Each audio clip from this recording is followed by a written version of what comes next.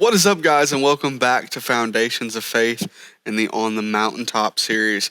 If you recall from last week, we talked about not being anxious and the fact that God has us. God will provide just like he provides for the birds of the field and for the lilies of the field. So this week, we're going to be talking about judging others, which is something that we've touched on in a few different episodes recently. Jesus does not like whenever we judge others. It's that simple. But judgment is something that we all face. It's something that we are bound to face throughout the years, whether that be in our teenage years, our elementary school years, our adult years. We are going to face judgment. Now, whether that's because of what we wear, what we do, or our favorite football team, go Pats, but we will be judged. We will be judged for those little minute things. JB's shaking his head. We will be judged for those little minute things that make us who we are. And that's just a fact of life because judgment is evident in everyone. We will be judged. A lot of people judge because they themselves are insecure about something. They're insecure about what they may be judging about or something else in their lives. They're insecure about something. Some people just judge because they're rude. JB, for me liking the New England Patriots. Whenever he likes the 1-4 Cincinnati Bengals, but we have the same record, so it's okay. But some people just judge because they're rude.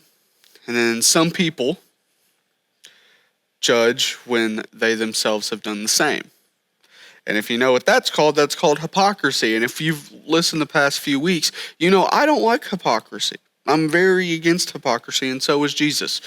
And I really do not like whenever people are hypocrites. But hypocrisy is evident in judgment. I'm going to say that again. Hypocrisy is evident in judgment.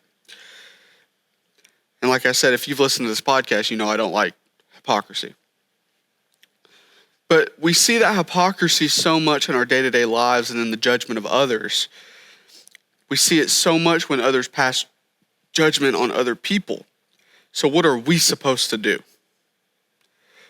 Whether we are being judged or the one doing the judging, what are we supposed to do? Well, here, Jesus gives us an example. Like with everything. Matthew 7:1-5 says, "Judge not that you be not judged, for with the judgment you pronounce you will be judged, and with the measure you use it will be measured to you. Why do you see the speck that is in your brother's eye, but do not notice the log that is in your own eye?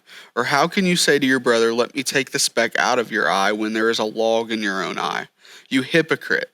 First take the log out of your own eye, and then you will see clearly to take the speck out of your brother's eye." So, there's a few things that Jesus kind of alludes to in this passage and that he kind of generates for us. The first one being this: with judging comes judgment. It's kind of laid out right here. For with the judgment you pronounce, you will be judged, and with the measure you use, it will be measured to you. So if we judge, we are going to be judged. We are told that judging others results in our judgment. There is no way around that. And it's not judgment from the people we're judging, it's judgment from God. It's judgment from the ultimate judge that we have, that we should be looking to for life advice and for how to live our lives. So who are we to judge? Who are we to judge? We are all sinners like everyone else. Everyone in the whole world is a sinner. We've all sinned. No one of us has the right to be higher than the other. No one of us has the right to act higher than the other. We don't have the right to judge one another for something that we also did. Judgment is not in our hands, so to speak. We are not fit to judge because we are not perfect. We are not God. We are not the one who holds the power of the universe in his hand. Therefore, judgment does not fall into our category for what we do. Like I said, we're not fit to judge because we're not perfect. We may not do the same things as these other people that we may view as harsher or something like that. We may not do the same things, but we sin. And all sin is equal in the eyes of the Lord.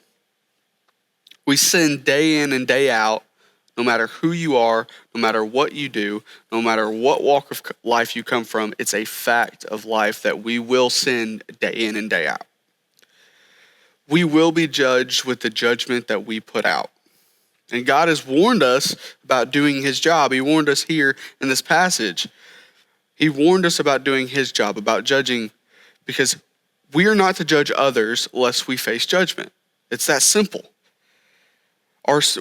Us ourselves will face judgment if we judge others, because it's not our job to do that. It does not fall on us to determine who is going to be outcasted or who is going to be this talk of the town, so to speak, because of what they've done. That's not us. That's not what we are supposed to do. If all we do is judge, then all we are going to get is judged. If all we do is judge, then all we're going to get is judged, because it literally says right here, for with the judgment you pronounce, you will be judged, and with the measure you use, it will be measured to you. Therefore, what you do comes back to you via God. It's because it's not our job. It's not our job to judge. Our call and our mission here on earth is to love like and represent Christ. That is our mission. Our mission is not to judge people for what they've done or what they're going to do or what has ever happened in their past. We're called to love and represent Christ to the fullest extent that we can. And if we are caught in this idea of judging others to make ourselves look better or make ourselves feel better, then of course we face the same judgment from the ultimate judge, and the ultimate judge is God. So if we're stuck in this trap of just constantly judging, being judgmental every single day, then obviously we are going to fall at the feet of Christ in judgment. Every knee, every tongue will bow before the Lord. So another thing that we can see in this passage is notice the log, okay? Notice the log. And obviously, it's not literal whenever we look in here. Take out the log in your own eye. Obviously, it's not literal, and if it is, you need to get help. Now, turn off the video and go get help. But why are we so willing to point out other people's faults and wrongs, but not our own? It's a question that a lot of people ask and that a lot of people struggle answering. Well, it's because we are selfish. It's that simple.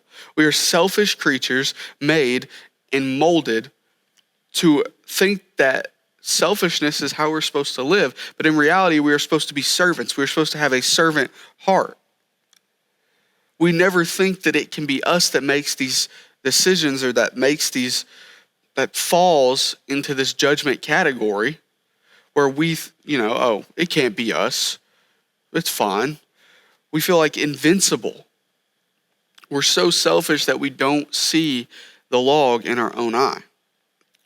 And our logs could be growing and growing and growing and growing, but we would never notice it because we are so focused on others' logs. We are so focused on what they have done and whatever judgment we want to pass on to them that we don't see the fact that there is judgment that should be placed on us as well. And that's why God is telling us, hey, you have no right to judge others because you yourself is a sinner, dead for me, until Jesus came and died for your sins. It's that simple. We are all the same.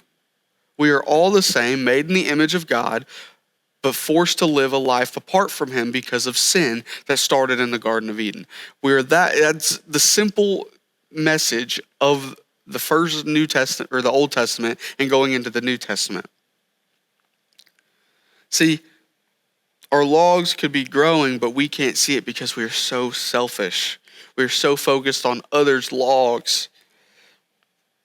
Well, we have to demonstrate humility. And humility is one of our best friends when it comes to living life. Humbling ourselves and recognizing our faults not only helps us grow as people and grow in our community and grow in our friendships and grow just as a person, but also our relationship with Christ. It grows both. It allows us to prosper. Humility before God is something we've talked about way before, way back in episode 1 of the On the Mountaintop series. But humility before God allows us to lay ourselves down at the feet of the Father. It allows us to lay ourselves down and say, God, you've got this. I can't do it. It's that simple. I can't do it. I don't have the power like you.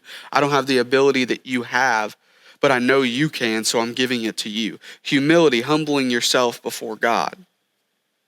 It allows us to put our selfish hearts down in exchange for a servant one. A servant one that serves the Lord. A servant one that looks to the Lord for advice, that does not look to the world for whatever it wants. A servant heart that loves rather than judges.